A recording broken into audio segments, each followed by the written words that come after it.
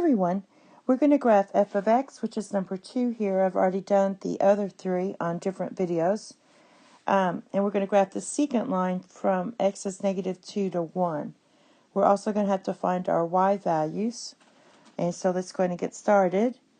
The secant line is right in here. It's a line that's connecting 2 points on a curve. So it's the average rate of change of that curve right there, right here.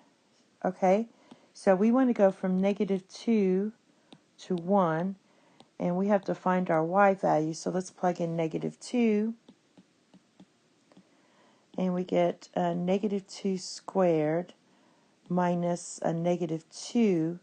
So that's going to be 4 plus 4, which equals 8. And now let's plug in 1. You plug in 1, you get 1 squared minus 1, and that equals 0. Alright, so all we have to do now that we have our 2 points, point 1 and point 2, right there, is use this formula here, our slope formula. So I'll just use 0 minus 8, divided 1 minus a negative 2. So that's going to be negative 8 divided by 3. And that's your slope. So that's not really a nice one. But anyway, so basically we're going to write our y equals mx plus b. And you get y equals negative 8 thirds x plus b. Plug in one of these points. I'll plug in this one. So you're going to get y, which is 0, equals negative 8 thirds times 1. So that's just 8 thirds plus b. So b equals 8 divided by 3. So your equation is going to be y equals negative 8 thirds x plus your b, which is plus 8 thirds. Let's see what that is. That goes into, 3 goes into 8 2 times.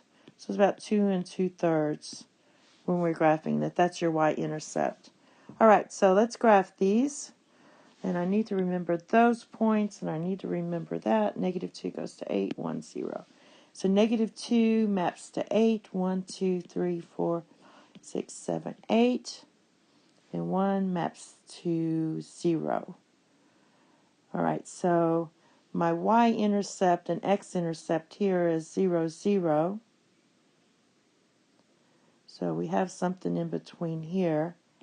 And let's go y equals, let's find our x-intercepts. So 0 equals x times x minus 1. So we already have this point. X is 0 and x is 1. So there they are right in there.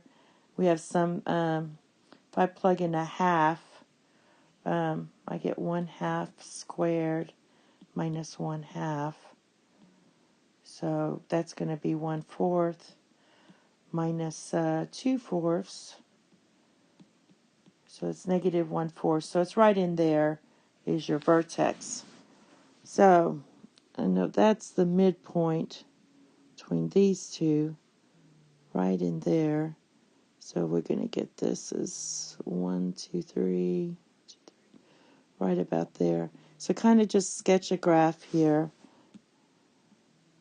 Sketch a graph.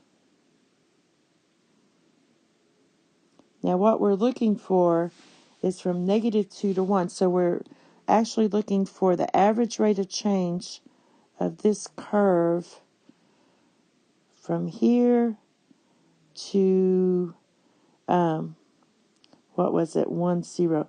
This curve here. So what's the average rate of change of that? Well, it's simply this line right here.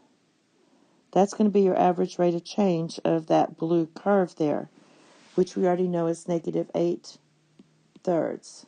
And we also knew the y-intercept was 2 2/3, so it's basically right about here,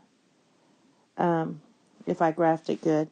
And the equation of the secant line, basically when you're doing the equation, you kind of want to extend out this line here.